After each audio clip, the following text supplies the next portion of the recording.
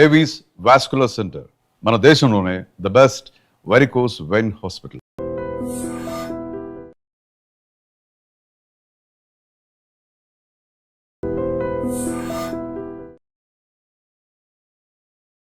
నమస్కారం, welcome to I dream media.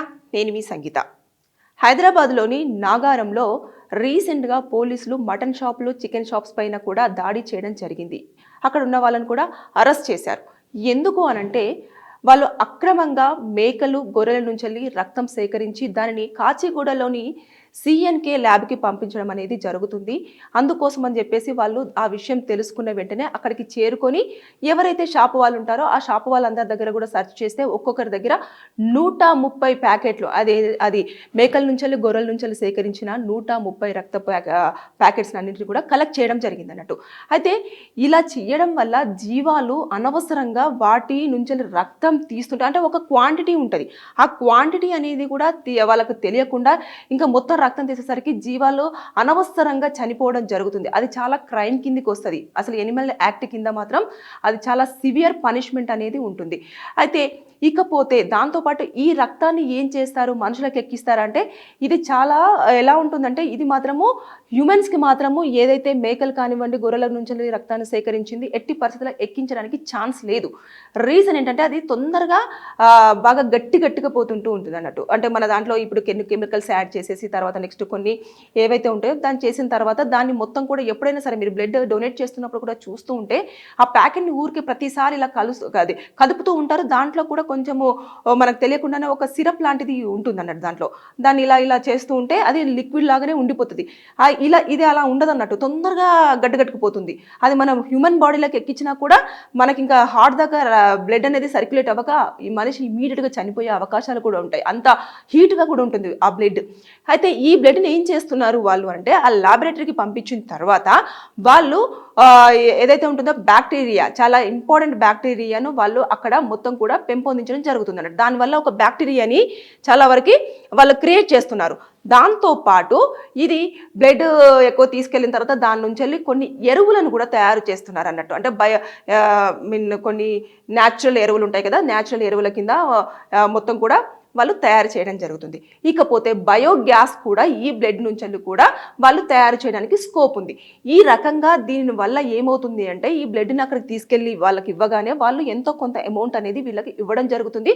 అందుకోసం అని చెప్పేసి ఇది రాత్రిపూట మాత్రమే వాళ్ళు ఎక్కడైతే మేకలు కానివ్వండి, గొర్రెలు కానివ్వండి కనిపిస్తున్నాయో వెంటనే ఇమీడియట్గా వాటిని పట్టుకొని ఇంకా వాటికి ఒక ఇంజక్షన్ ఇచ్చేసి అవి కదలకుండా పడుకుంటాయి కదా, ఒక మత్తు లాంటి ఇంజక్షన్ ఇచ్చేసి ఇమీడియట్గా దాని బాడీలో నుంచి మొత్తం అంతా కూడా బ్లడ్ తీయడం అనేది జరుగుతూ వస్తుంది అన్నట్టు.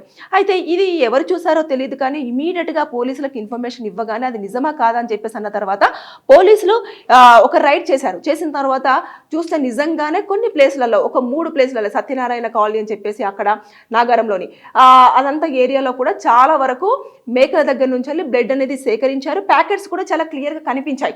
అవి అన్ని కూడా ప్యాకెట్స్ అనేది కూడా ఒక బస్తాలో పెట్టేసి ఉంచారన్నట్టు. అంటే వాళ్ళు ఒక క్వాంటిటీ వైజ్గా తీసుకెళ్ళి ఆ ల్యాబొరేటరీకి ఇవ్వడం అనేది జరుగుతుంది. అక్కడ బ్యాక్టీరియా ఫామ్ చేస్తున్నారు, ఎరువులు తయారు చేస్తున్నారు, దాంతోపాటు బయోగ్యాస్ కూడా ఉపయోగించే అవకాశాలు ఉన్నాయి కాబట్టి అక్కడ కూడా అది చేస్తున్నారు అన్నట్టు. ఇది చాలా న్యాచురల్గా జరగట్లేదు, చాలా అక్రమంగా జరుగుతుంది అన్నట్టు. దీనికి పర్మిషన్ ఉండాలి. ఫస్ట్ ఆఫ్ ఆల్ ఏదైనా మీరు బ్యాక్టీరియా అని రెడీ చేయాలన్నా, లేదు అంటే దానిని మీరు ఒక దాన్ని క్రియేట్ చేయాలన్నా, లేకపోతే బ్లడ్ ఒక ఎనిమల్ నుంచి బ్లడ్ తీసుకోవాలన్నా సరే మీరు ఎనిమల్ యాక్టివ్ను ఏదైతే ఉంటాయో నామ్స్ అన్ని కూడా ఖచ్చితంగా వాళ్ళు పాటించాలి. దాంతోపాటు అక్కడ లోకల్ పోలీసుల వాళ్ళకు కూడా వాళ్ళు చెప్పాలి. ఇకపోతే ఎప్పుడైతే జంతువులను హామ్ చేస్తున్నారో ఎవరైతే ఉంటారో జంతు ప్రేమికులు ఉంటారు కదా, వాళ్ళకు కూడా వాళ్ళది ఒక సంఘం ఉంటుంది, వాళ్ళని కూడా ఎనిమల్కి సంబంధించిన వాళ్ళ దగ్గర పర్మిషన్ తీసుకోవాలి. ఇన్ని రకాల పర్మిషన్స్ తీసుకున్న తర్వాత అప్పుడు దీనికంటూ వాళ్ళకి పర్మిషన్ ఇస్తే అప్పుడు వాళ్ళు చేయాల్సి ఉంటుంది. అది కూడా నిపుణుల పర్యవేక్షణలోనే చేయాలి. ఇప్పుడు మన బ్లడ్ అనేది డొనేట్ చేసినప్పుడు ఏంటి, డాక్టర్స్ యొక్క అండర్లోనే చేస్తాం. సిస్టర్ మన దగ్గర ఉంటారు.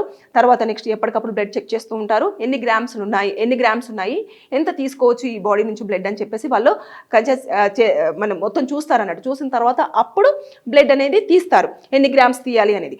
అయితే ఇక్కడ చూసుకుంటే అదంతా ఏమీ లేకుండా ఇంకా మూగజీవి దొరికిందంటే ఇంకా పడుకోబెట్టాలి, ఇంకా ఒక మత్తు ఇంజెక్షన్ ఇవ్వాలి, ఇమీడియట్గా ఆ బాడీలో నుంచి బ్లడ్ అంతా లాగేసేయాలి, ఒక ప్యాకెట్లో ఫిల్అప్ చేయాలి, వాళ్ళు ఒక సంచిలో నింపుకోవాలి, దాన్ని తీసుకెళ్లేసి ఎవరికైతే ఇస్తున్నారో వాళ్ళకి ఇచ్చేస్తే వాళ్ళు ఏం చేయాలో అది చేస్తూ ఉన్నారు. అలా దీనికి అమౌంట్ వస్తుంది కదా.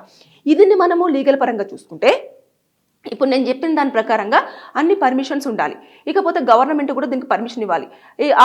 మూగ జీవాలను హామ్ చేసిన అంటే మీరు ఎప్పుడైతే ఒక మత్ ఇంజెక్షన్ ఇస్తున్నారో అది దాన్ని హామ్ చేసినట్టే, అంటే సిరంజితో దాని బాడీలో గుచ్చుతున్నట్లు. తర్వాత పాపం దానికి తెలియదు, అంటే నా బాడీలో ఈ బ్లడ్ తీసేస్తే నేను చనిపోతాను అని చెప్పేసి అన్న విషయం కూడా దానికి తెలియదు కదా. అలాంటిది కూడా చేయకూడదు. తర్వాత నెక్స్ట్ ఎప్పుడైతే మత్తిస్తున్నారో అది కూడా డ్రౌజీనెస్లోకి పంపించేసి మరి బ్లడ్ అనేది కలెక్ట్ చేస్తున్నారు కాబట్టి అది కూడా క్రైమ్ కిందికి వచ్చే అవకాశాలు ఉంటాయి. ఇక వచ్చిన కొన్ని రోజులకే దానికి బ్లడ్ అనేది లేక, ఫుడ్ సరిగ్గా లేక ఇమీడియట్గా జీవి చనిపోవడం అనేది జరుగుతుంది. కాబట్టి దీని మీద దృష్టి పెట్టిన వెంటనే అక్కడ లోకల్ ఉన్న వాళ్ళు దీన్ని గ్రహించి ఇలా జరుగుతుంది అని తెలుసుకొని పోలీసులకు ఇన్ఫర్మేషన్ ఇస్తే పోలీసులు ఇమీడియట్గా రిక్కి చేసి తర్వాత నెక్స్ట్ మొత్తం కూడా ఎవరైతే ఉన్నారో వాళ్ళందరినీ కూడా దాదాపుగా ఇందులో 18 మంది వరకు కూడా ఇన్వాల్వ్ అవ్వడం జరిగింది. వారందరినీ అరెస్ట్ చేశారు. వారందరూ ఎక్కడెక్కడికి పంపిస్తున్నారు, ఇప్పటివరకు ఎన్ని జీవాల నుంచి బ్లడ్ తీయడం జరిగింది, వీళ్ళు ఏం చేస్తారు, వీళ్ళ ప్రాసెస్ ఏంటి అనేది కూడా పూర్తి స్థాయిలో ఇక్కడ కనుక్కుంటారు. ఒకవేళ కనుక్కున్నారనుకోండి మినిమం టు మినిమం వాళ్ళకు లైఫ్ ఇంప్రిజన్మెంట్ పడే అవకాశాలు అయితే ఉంటాయి, అంటే జీవిత ఖైదు పడే ఛాన్సెస్ ఉంటాయి. దాంతోపాటు వాళ్ళకు ఫైన్ విధించే ఛాన్సెస్ కూడా ఉంటాయి. అంటే ఇది హ్యూమన్స్ని హార్మ్ చేసిన దానికంటే కూడా జీవాలను హార్మ్ చేస్తే ఇంకా ఎక్కువ శిక్షలు పడే అవకాశాలు ఉంటాయి అన్నట్టు. అది దానికి నోరు ఉండదు, ప్లస్ తర్వాత వాళ్ళకు మనుషులు ఎలాంటి వారు అని తెలియదు. తర్వాత నెక్స్ట్ ఇలాంటివన్నీ కొన్ని కన్సిడర్ చేస్తారు. ఎనిమల్ యాక్ట్లో మొత్తం పూర్తిగా వివరాలు ఉంటాయి అన్నట్టు. దేని ప్రకారంగా దాన్ని ఏ విధంగా హార్మ్ చేస్తే కొంతమంది కొడుతూ ఉంటారు, కొడితే ఒక పనిష్మెంట్ ఉంటుంది. దాని తర్వాత దాన్ని ఇష్టానుసారంగా తిడుతూ ఉంటారు, దాని మీద పనిష్మెంట్ ఉంటుంది. ఇకపోతే ఈ మధ్యకాలంలో అసలు మనం అది మాట్లాడుకోలేం కూడా. ఏదైతే అమ్మాయిల మీద ఎలాంటి అఘాయిత్యాలు జరుగుతున్నాయో అలాగే తాగిన మత్తులో కానివ్వండి, లేదు అంటే కొన్ని మూగజీవాలు కనిపిస్తే వాటిపైన కూడా రేపులు అలాంటివన్నీ చేస్తున్నారు, దానికి ఒక శిక్ష ఉంటుంది. ఇవన్నీ చూస్తూ ఉంటే ఈ మధ్య కాలంలో మనుషులకే కాదు జంతువులకు కూడా రక్షణ లేకుండా పోతుంది అని చెప్పేసి మనం ఇప్పుడు ఈ సందర్భంగా మాట్లాడుకోవచ్చు. ఏదేమైనా సరే కానీ ఇప్పుడు నాగారంలో ఏదైతే అక్రమంగా మేకల నుంచి గొర్రెల నుంచి సేకరిస్తున్న రక్తాన్ని వాళ్ళు ఏం చేస్తున్నారన్న తర్వాత కొద్ది వరకు మాత్రమే పోలీసులకు ఈ ఇన్ఫర్మేషన్ ఉన్నప్పటికీ అది వింటున్న కొద్ది వాళ్ళు నిజంగానే షాక్కి గురయ్యారు. దాని మీద ఎలాంటి సెక్షన్స్ అట్రాక్ట్ అవుతాయి, ఎన్ని ఇయర్స్ పనిష్మెంట్ ఉంటుంది అనేది వారు చెప్పే ఇన్ఫర్మేషన్ బట్టేసి ఉంటుంది అన్నట్టు. ఎవరైతే యజమానులు ఉంటారు కదా, ఇప్పుడు మేకలు పెంచుకునే వాళ్ళు కానివ్వండి, గొర్రెలను పెంచుకునే వాళ్ళు కానివ్వండి, దాంట్లో జీవులు మిస్ అవుతూ ఉంటారే, పోయింది ఎక్కడ పోయిందో అని చెప్పేసి వాళ్ళు వెతుకుతూ ఉంటారు కదా. వాళ్ళు కనుక ఇక్కడ పోయింది మూగజీవి అని చెప్పేసి అక్కడ కనిపించట్లేదు అని చెప్పేసి కేసు కనుక ఫైల్ అయ్యింది అంటే దానికి ఒక పనిష్మెంట్ ఇంక్లూడ్ అవుతుంది ఆల్రెడీ. దాంతోపాటు ఇక్కడ హార్మ్ చేశారు కాబట్టి దీనికి ఒక పనిష్మెంట్ ఇంక్లూడ్ అవుతుంది.